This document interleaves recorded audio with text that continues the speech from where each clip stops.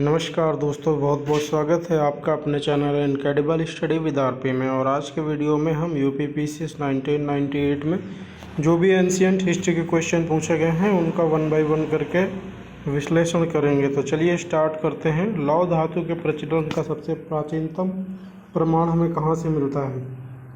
तो ये हमें अतरंजी खेड़ा जो कि एटा ज़िले में यूपी में पड़ता है, और इसका जो टाइम पीरियड माना जाता है 1000 BC टाइम पीरियड माना जाता है।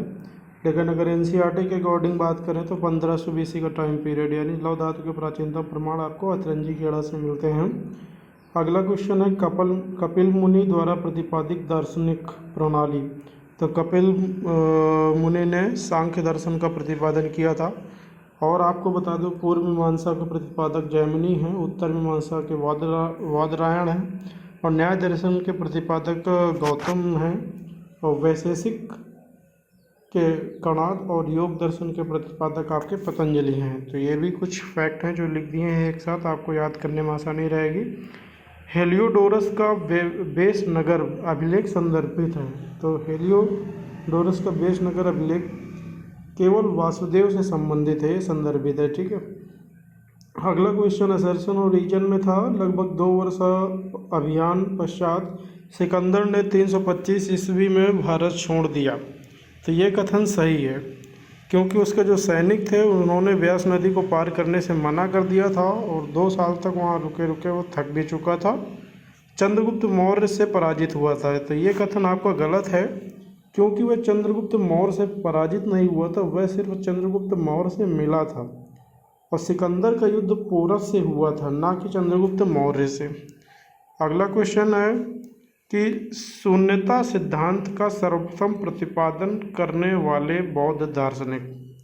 तो शून्य सिद्धांत का प्रतिपादक सबसे पहले किया था नागार्जुन ने, और इनकी एक रचना है माध्यमिक कारिका। इसको हम लोग सापेक्षवाद भी कहते हैं। और नागार्जुन ने ही प्रतीत समुत्पाद को शून्यता कहा था।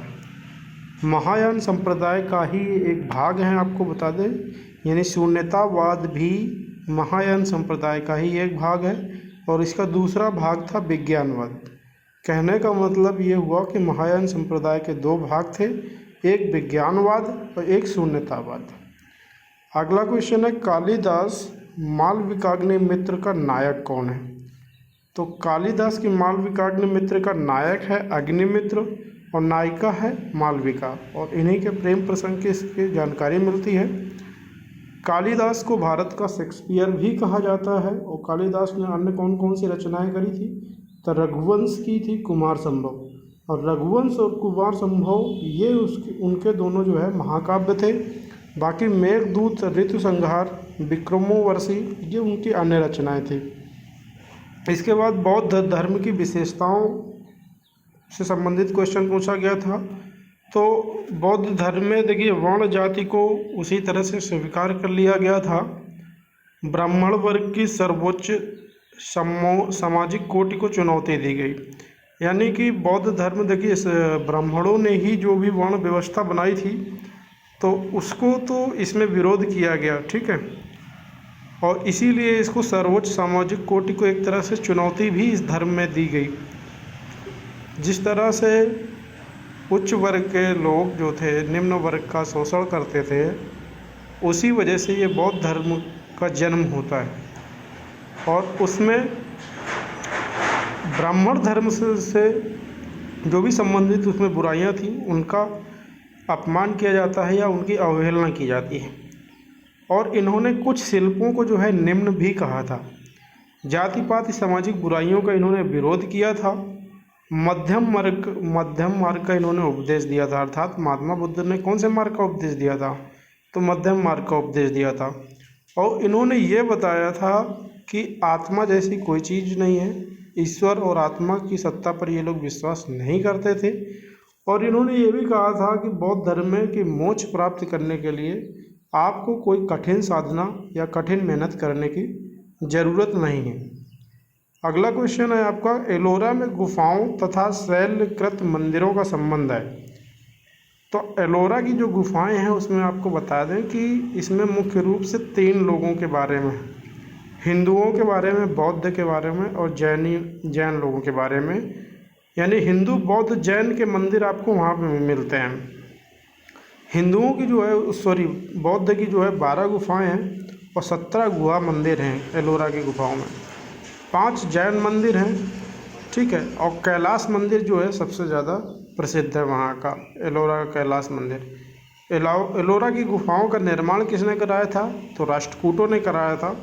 और इनका जो निर्माण है 9वीं सदी से लेकर 12वीं सदी के बीच में हुआ था।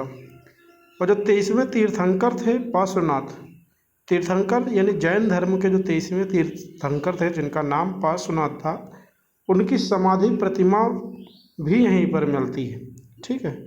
आगे क्वेश्चन देखेंगे। इसमें टोटल 9 क्वेश्चन पूछे गए थे यूपीपीसीएस 1998 में। अगला क्वेश्चन था, लास्ट क्वेश्चन, द्रविड़ शैली के मंदिरों में गोपुरम से क्या तात्पर्य था? तो गोपुरम आपको बता दें एक तरह से जो है आयताकार भवन होते थे, ठीक है। और द्रविड़ शैली जो है पांड्य शासकों के समय पे आई। और इसको कहते क्या थे, जो ऑप्शन के हिसाब से दिया गया था तो उसका जो दिया था, तोरण के अंतर्गत बने अलंकृत एवं बहुमंजिला भवनों से जो है गोपुरम का अर्थ निकाला जाता था। और इसके कुछ एग्जाम्पल्स भी दे सकते हैं कि द्रविड़ शैली में कौन कौन से मंदिर बने हैं। तो ये तिरुमलाई मंदिर, चिदम्बरम मंदिर और कुंभकोणम मंदिर, ये कुछ मंदिर हैं जो द्रविड़ शैली अर्थात पांड्य शासकों द्वारा निर्मित कराए गए थे। इस वीडियो में दोस्तों फिलहाल इतना ही। अगला जल्दी ही 1999 का मैं पेपर अपलोड करूँगा। वीडियो देखने के लिए बहुत बहुत धन्यवाद। प्लीज़ सब्सक्राइब करें इस चैनल को। Thank you.